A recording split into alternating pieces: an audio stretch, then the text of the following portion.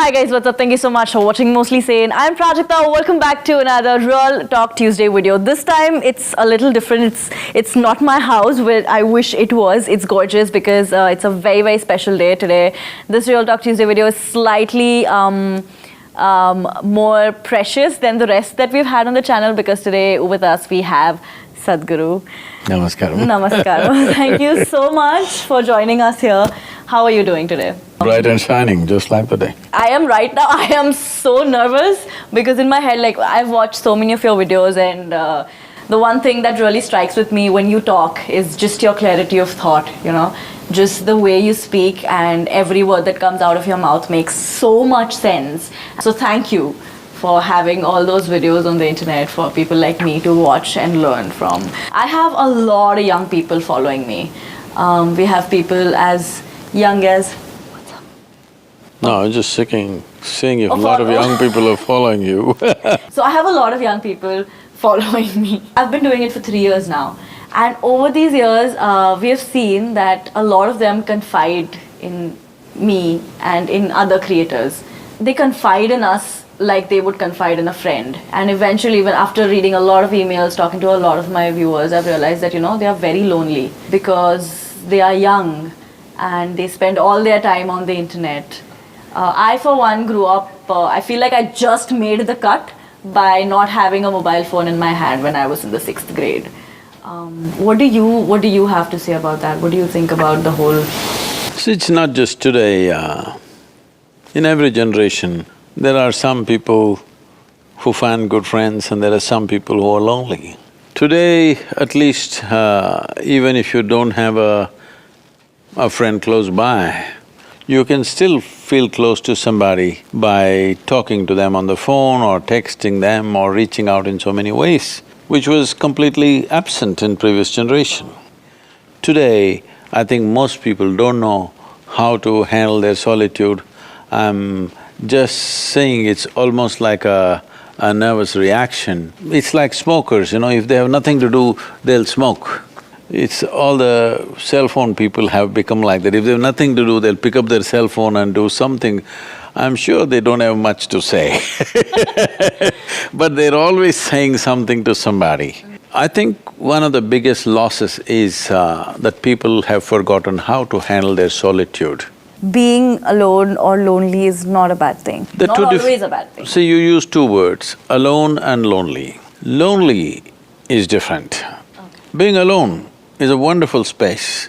Lonely means you're longing to be with somebody, but that somebody is missing.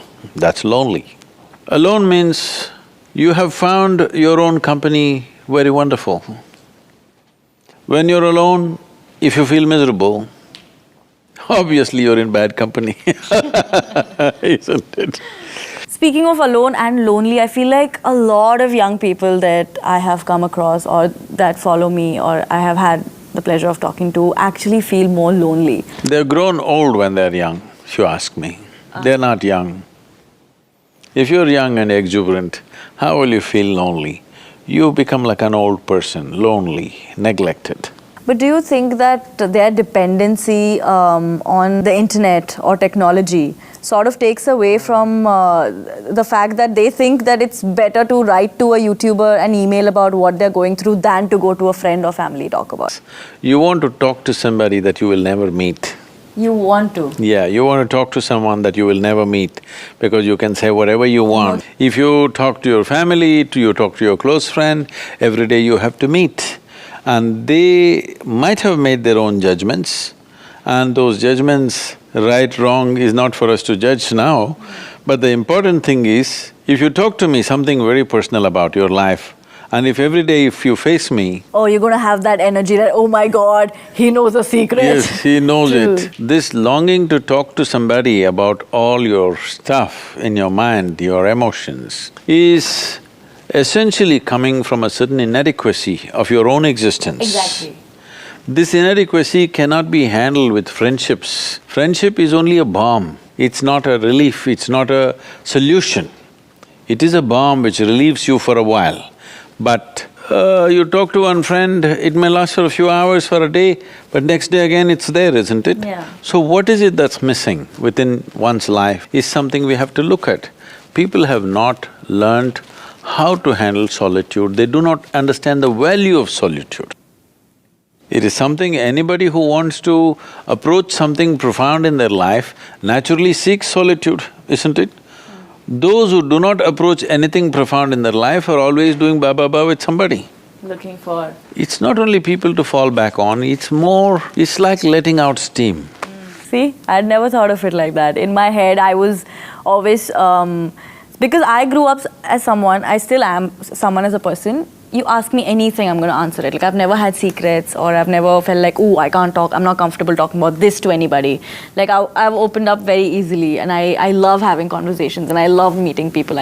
Which is why I was very confused with, you know, the whole young people saying that we can't talk about our feelings, or we don't like sharing our feelings, or, you know, we don't like expressing, you know, might as well just like, you know, if you think about it much, it's going to become bigger, which was so confusing for me as a person. I was like, what? I always talk, you know, talking is therapeutic. I think conversations just help me so much. When you say talking is therapeutic, who needs a therapy? Only if they're sick, they need a therapy, isn't it? So we need to look at this.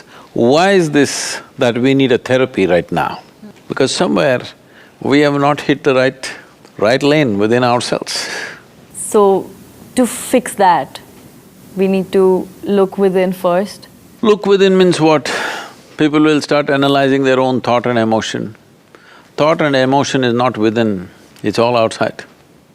In the sense, the content of your thought, all collected from outside or no? The data? Yes. The content of your thought, Yes. whatever, Yes. all data from outside, isn't it? What you have seen, what you have heard, what you have smelt, what you have tasted, what you have experienced, all from outside. What comes from outside, you can own it and make it yours. It cannot become you, isn't it? Yeah. So I'm asking this question both regarding your body and your mind, your thought and emotion and your physiology. Both you gathered from outside, isn't it? This is a heap of food, that is a heap of impressions. Yeah. So what you gather from outside cannot be you. So right now, most people are dabbling with their physiology or their psychology. Physiological structure and psychological structure keep them busy for an entire lifetime. If I have to gather something more fundamental must be there, isn't it, to gather that? If that fundamental becomes a living experience for you, then all this therapies is not needed. Finding that one fundamental thing within yourself which will help you get rid of your inhibitions and all of that makes you think you need help or therapy. How do you get there? Most of the time, people are sleeping through their life. When I say sleeping through their life, most of the stuff that's happening with you, physiologically, energy-wise, thought-wise, emotion-wise, is largely happening unconsciously. This morning you woke up, from that moment to this moment, okay, a few hours. Yes. Your body has been active, Yes. mind has been active, emotions been on, energy has been on.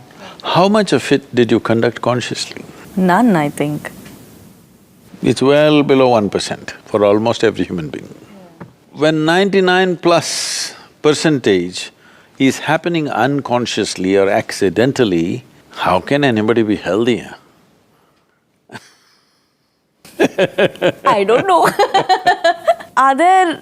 because I'm sure my audience wants to know that, and I'm just trying to figure… is there a way? Of course there is a way. See, traditionally in this country, the language is such, action means we say karma. Karma means action. Yes. Physical action, mental action, emotional action, energy action is happening right now, this is what I said. Yes. 4 dimensions of activity are happening for you. There is another dimension of action where neither body is involved, nor thought is involved, nor emotion is involved, nor the biological energy is involved. Such an action, we call it a kriya. It's an inward action. Okay. Outward action, what I can do with my body, what I can do with my mind and emotion and energy, this is called karma. Inward action is called kriya. The chances of karma becoming entangling is always there. People are getting tangled up with life only because of the activity that they perform, isn't it? One of the activities is talking. a whole lot of entanglement happens. And I do that for a living, so. Whole lot of entanglement happens only because people are talking, isn't it? Yeah. Right now, what you call as social media is just non-stop talking. Yeah. It is gossip gone global. Yeah. Non-stop opinions, Yes. non-stop comments. All this activity is entangling in some way if you do not conduct it with the necessary awareness. But the inward action is liberating in nature. This is called a kriya.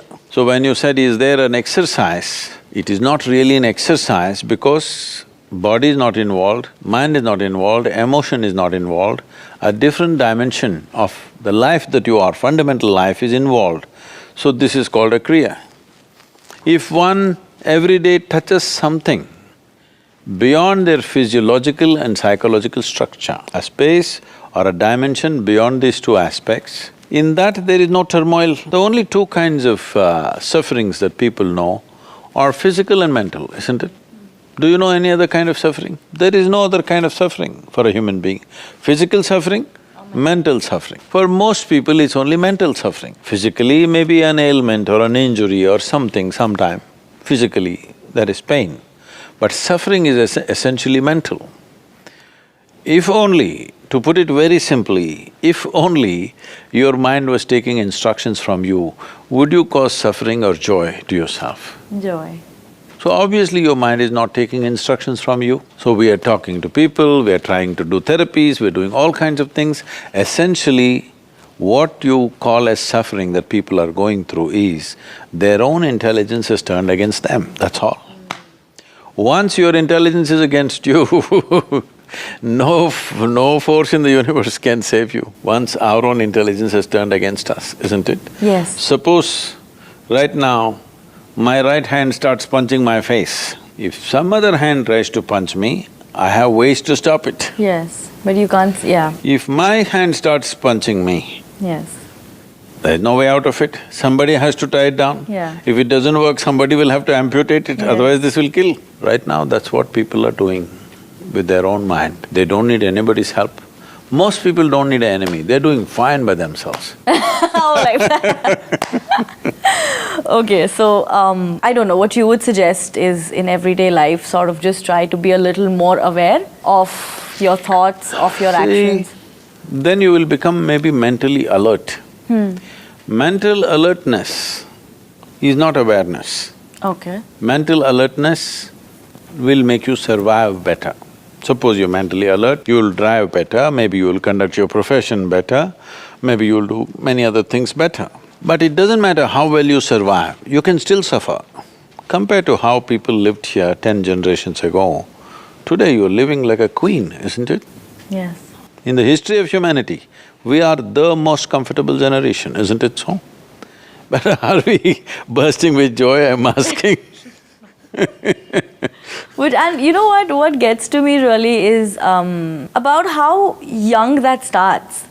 So last year I did this campaign called #IPledgeToBeMe, which was against body shaming, where on World Mental Health Day I actually made a video saying, hey you guys, you know what, if there's anything you're going through, anything you want to talk about and you don't have anybody to talk to it about, then here's my email ID, you can write to me, you know what, if that helps you feel better. And I got so many emails, but this one email stuck with me. It was by this 9-year-old girl who wrote to me saying she's suicidal because she's fat and dark, and her family thinks… she's 9 years old, and her family used to tell her that you're never going to get married. Nobody's ever going to marry a fat and dark child like you. So I feel like, you know, this whole thing where you start becoming your own enemy in your own head, I think that has been starting pretty young for a lot of people. When I was 9 years old, I didn't know how I looked. Were you fat? I was chubby. The double chin has been everywhere with me for the longest time. I was a chubby kid, but it never really came to my attention about what color I was or what size I was when I was 9. The level of exposure today is such that what happened to you at 14 is happening at 9. Yeah. It's like preponed everything. It is, yes. So what happened probably in my generation at 18 happened to you at 14. What happened to you at 14 is happening at 10 or 9 now. So this rush to live… To grow up. To live. Okay. essentially to live early, you know. Everybody wants to live, they think it's a race. Yeah. If life is a race, you must win. If you must win, you must get to the finish line quick. First, yeah. That means what? You must be buried first ahead of others. If you win the race, you're finished, isn't it? Yeah. So life is not a race, it's something we need to understand. Life is not a race, it is a certain phenomena. How profoundly can we experience this phenomena is all there is. It's not something that you have to do, it is happening. Life is happening, isn't it? Yes. How profoundly will you experience is all there is in your hands. Instead of that, we are trying to do life. You can't do life. Life is happening. Do you have access to experience it, or are you just a psychological case? That's one way to put it, yeah. But yeah, I think I am so happy with how I had all these ideas in my head before I came, like when I prepared for my talk with you. You prepared and came? I was very nervous. I was like, I don't want to go there. And you have so much clarity about everything, and I was just like, I don't want to be the… You know why? Because I'm life. You are. Yes, I am life. Yeah, you are. Most people are just a bundle of thoughts, emotions, ideas, opinions, prejudices, ideologies and belief systems. I'm just life. I think that's a great way to live, by just being life. That's the only thing you can be. Rest is all imagination. Especially if you're a YouTuber, then everything is imagination. Like I live and breathe so much imagination every day. But thank you so much. This has been great. I am so glad that I got to spend this time with you and I actually got to talk to you. It means a lot. And I'm sure it means a lot to all my viewers Please, also. guide the young people right, huh? Guide the young people right. Young people right because they're messing themselves up too early. Exactly. Which is why meeting you was… I was looking forward to it so much. And thank you so much for giving us your time. Just take it. And thank you so much for watching this video, guys. If you like this video, make sure you give it a big fat thumbs up. And don't forget, I come up with new videos every Tuesday, Thursday and Saturday. And also subscribe to my channel, please. I'm gonna see you guys again on Thursday until we meet. Love, love.